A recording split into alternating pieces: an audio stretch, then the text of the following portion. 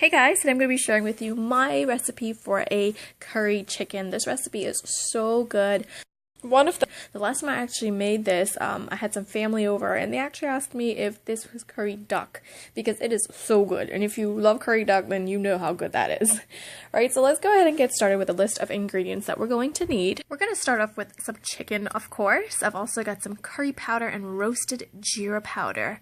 I've also got a half of an onion that I've chopped up really fine. I don't want any big chunks of onion. I've really chopped it up. And of course, all the amounts will be listed below in the description box. I have one small tomato that I've just cut into slices, and I've cut those slices into half. I have 2 green onions that I've chopped up, as well as 2 to 3 cloves of grated garlic, and I have some cilantro that I've finely chopped up. You can use cilantro or you can even use green seasoning for this. Whatever you have on hand, and of course all the amounts will be listed below. And I also have some thyme. Now thyme is really important in my curry chicken recipe. What I like to do is I like to remove the leaves off of the thyme.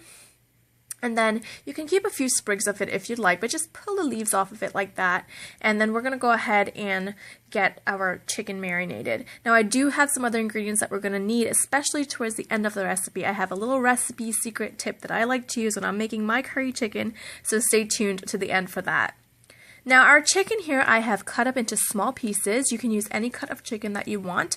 The wings, leg, thighs, whatever you want. I recommend a whole chicken, especially an organic chicken. I've cleaned it, I've removed the skin. The only pieces of skin are left on are from the wings. And I've also seasoned this with salt and pepper. I did, after cutting up my chicken, rinse it under some water with some lemon or lime juice. You can even use some vinegar.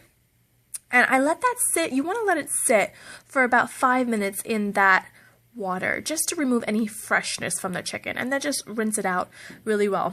So what I'm going to do is I'm going to add in all of my onions, garlic, tomatoes, cilantro, green onion, and thyme to my chicken. I'm going to mix this up really well. You want this to sit and marinate for about 20 minutes or so, but longer the better, as it is when marinating anything.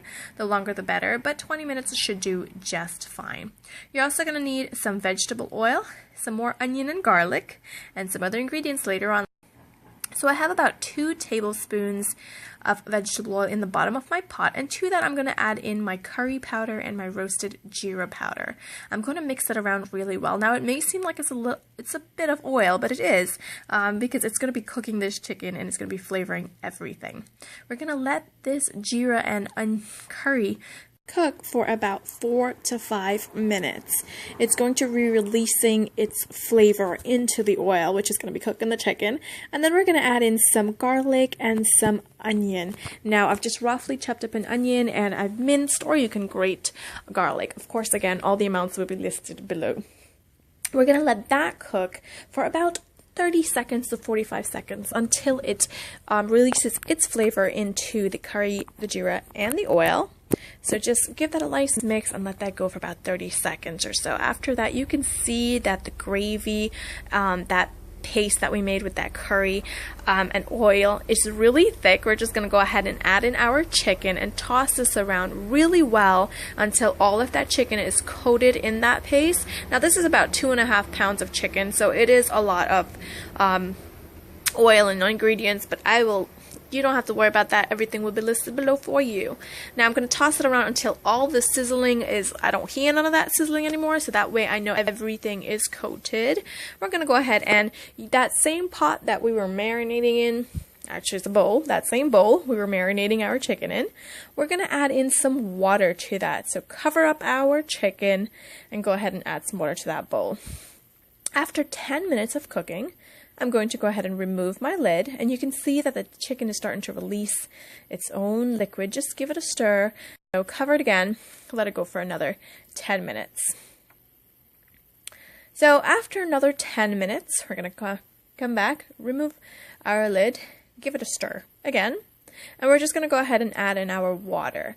Now you can see all the liquid that the chicken has released, which is amazing flavor. That is good flavor that I am not going to get rid of. So I'm going to go ahead and add in my water to that mixture there. Go ahead and add the water in. I'm just going to give this a nice stir. Now all we're going to do is cover this at this point. My heat is on medium-high, and we're going to let this cook for 15 minutes. I'm going to come in after 15 minutes and give it a stir, and then I'm going to cook it uncovered now for another 15 minutes. Now to my secret little tip ingredient list here, I've got a handful of cilantro. You can also use a few twigs of culantro. I have 2 tablespoons of water.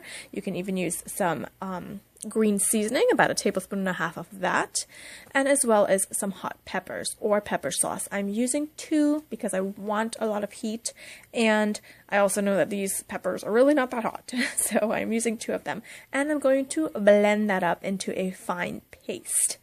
After 15 minutes of cooking uncovered, the sauce is reduced a lot. It's reduced by half of what it was, and then to that I'm just going to go ahead and add in that little mixture that we just made and blend it up, and then we're just going to mix that all around. And trust me, this little bit there is going to make the flavors of everything just come alive, and it's going to be fantastic. And add in the pepper at the end. Make sure that we really get that flavors that we want. And I'm going to let that cook for about 5 minutes on medium-high heat till it just sort of reduces and the gravy becomes really nice and thick, which is great for roti or rice or anything like that.